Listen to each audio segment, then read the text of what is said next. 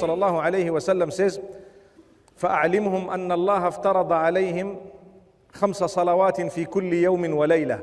Let them know that Allah has prescribed upon them 5 prayers every day and night. There are 5 in that cycle. But Allah says, no, we want you to call out for this prayer every single time. In the Arabic language, one of the reasons, إِقَامَةَ الْحُجَّةِ عَلَيْكِ, for there to be evidence against you on the day of judgment. Did you hear the call? Yes, I did. Well, if you did, why didn't you read the salah? Why didn't you fulfill that prayer?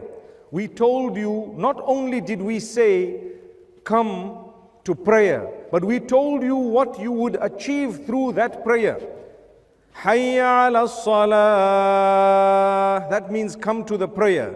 But you will hear immediately after that, Hayya ala falah. Come to success. Every one of us, male and female, young and old, we are looking for success. There is no success beyond that which Allah has promised you.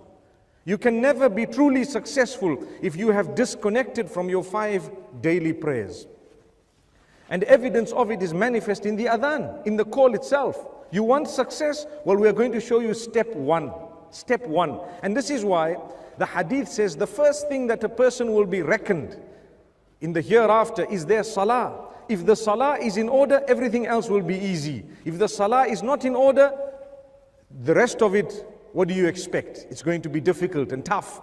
May Allah have mercy on us on that day. May Allah subhanahu wa ta'ala make it easy for every one of us.